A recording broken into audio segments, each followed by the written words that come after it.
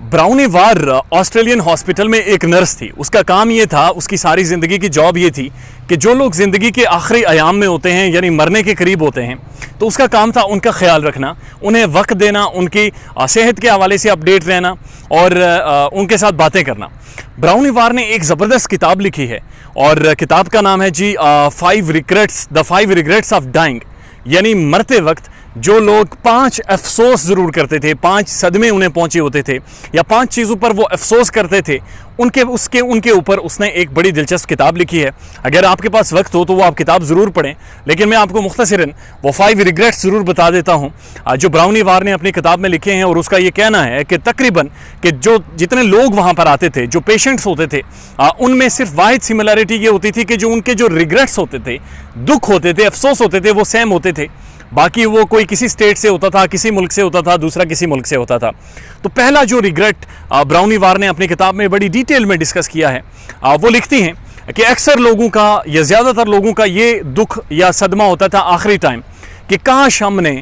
اپنی مرضی سے زندگی جی ہوتی, کاش ہم نے لوگوں کے کہنے کا خیال نہ کیا ہوتا. اس کا مطلب ہرگز وہ یہ نہیں کہہ رہی کہ آپ کو انقلابی ہو جائیں یا ریبیلیس ہو جائیں یا لوگوں کے کسی کی بات نہ سنیں, بلکہ اس کے کہنے کا مطلب یہ ہے کہ بہت سارے لوگوں نے اس بات پر افسوس کیا کہ کاش انہوں نے اپنی پسند کی چیز کے اوپر, اپنی زندگی کے فیصلوں کے اوپر سٹینڈ کیا ہوتا اور اس بات کی پرواہ نہ کی ہوتی کہ لوگ کیا کہیں گے, تو شاید ان کی زندگی اس وقت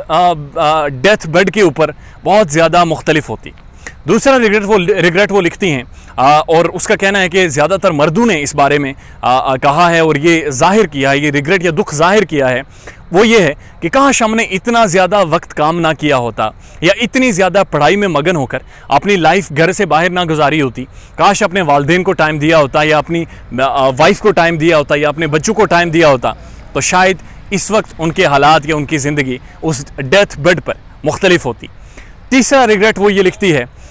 کہ بہت سارے لوگ, بلکہ زیادہ تر 80-90% لوگوں کا یہ تاثر تھا اس وقت یا یہ دکھ یا ریگریٹ انہیں تھا کہ کاش ہم نے اپنی فیلنگز دوسروں کو بتائی ہوتی. فیلنگ سے مراد یہ نہیں ہے کہ آپ جا کر لوگوں کو پروپوز کریں, بٹ فیلنگ سے مراد یہ ہے کہ کاش آپ نے لوگوں کو بتایا ہوتا کہ وہ کس قدر خوبصورت ہیں, کاش آپ نے بتایا ہوتا کہ آپ کو کسی کے لیے جو دل میں رنجش ہے وہ کس وجہ سے ہے, کاش آپ نے بتایا ہوتا کہ آپ کسی کا کتنا احترام یا کسی سے کتنی محبت یا قدر کرتے ہیں.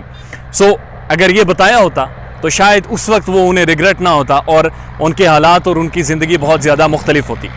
چوتھا ریگریٹ وہ یہ لکھتی ہیں, وہ یہ بھی زیادہ تر مردوں کے حوالے سے ہے, لیکن اس میں وہ کہہ رہی ہیں کہ ایک ملا جلا تاثر تھا, یعنی بہت سارے میل اور فیمیل دونوں پیشنٹس نے اس ریگریٹ کو ظاہر کیا, اور وہ یہ تھا کہ کاش ہم نے زیادہ وقت اپنے دوستوں کو دیا ہوتا اور چھوٹی چھوٹی رنجشوں کی وجہ سے دوستوں سے ناراض ہو کر ہم دور نہ ہوئے ہوتے. یعنی دوست زندگی کا, لوگ آپ کی زندگی کا بڑا اہم حصہ ہوتے ہیں,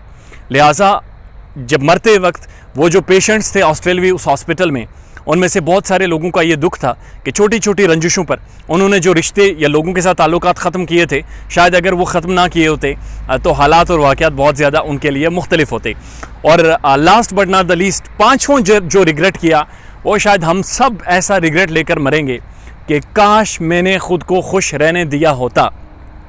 براؤنی اپنی کتاب میں لکھتی ہیں کہ سب لوگوں نے, جتنے بھی لوگوں سے وہ ملی ہیں, اپنے ڈیتھ بیڈ پر, موت کے بستر پر, ان سب نے یہ مانا کہ انہیں خوش رکھنے کی ذمہ داری صرف انہی کی تھی, اور وہی ذمہ دار ہیں کہ انہوں نے زندگی میں جو بھی دکھ برداشت کیے یا خود پر کرٹیسزم کیا, خود پر تنقید کی, یہ لے لوں, وہ لے لوں, یہ کر لوں, وہ کر لوں, اگر کاش یہ سب کچھ نہ کیا ہوتا